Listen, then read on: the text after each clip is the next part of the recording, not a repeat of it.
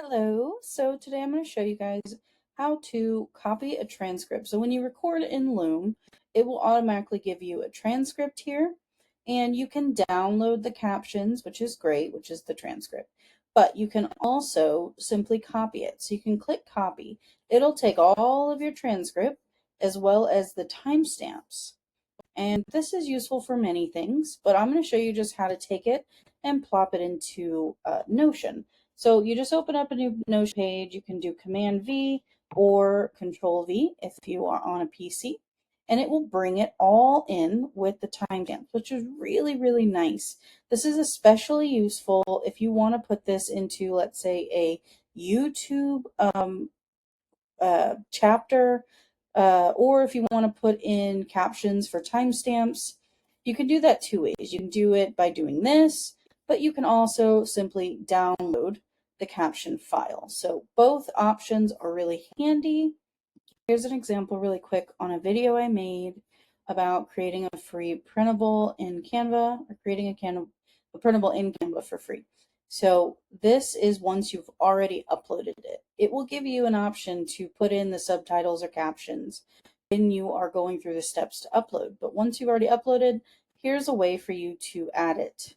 So you can go in here and it'll give you two options. It'll say upload file or type manually. You can do either. You can upload the file that you downloaded from Loom, or you can type it in manually.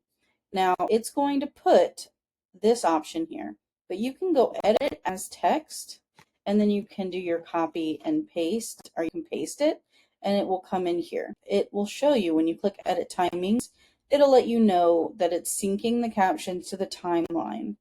So that's really cool. You can do save and close, you can save it as a draft. Those are a bunch of different ways that you can use that to help you instead of just having to type it in. Now, having put in your own captions can also help you when it comes to YouTube creating auto chapters for you, which is really nice. So there's just a couple benefits, as well as having it be very accurate.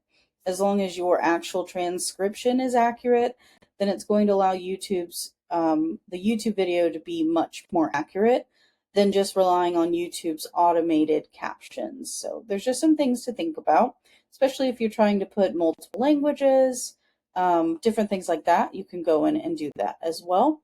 You can also take this, and I have a video that I'll link if I can below or in a card or what have you. And you can do this for many different reasons. You can take what's called the AI meeting notes. Right now it's free. I'm going to go to Transcript. This is just a really quick overview on how to use this as well. I'll do paste. I'll paste it. You can also right click paste it. It wants you to open the Notion app. I'm going to take the stuff we copied and paste. I'm going to make sure I click transcript. You'll see it's in here. I'm going to click confirm consent and start, and then I'm going to click stop right away. So once I click stop, it will take everything that I just put as a transcript without me actually having to speak, which is nice. It will generate a title, and then it will take all of this and quickly give it an overview, and then go through and talk about what I go through and basically break it down, which is really nice. So it'll say all of the different things, and you can copy and paste this and use it as a YouTube. This other thing I love is that it automatically updates no matter whether you're on the website, your phone, the app, anywhere immediately, which is nice.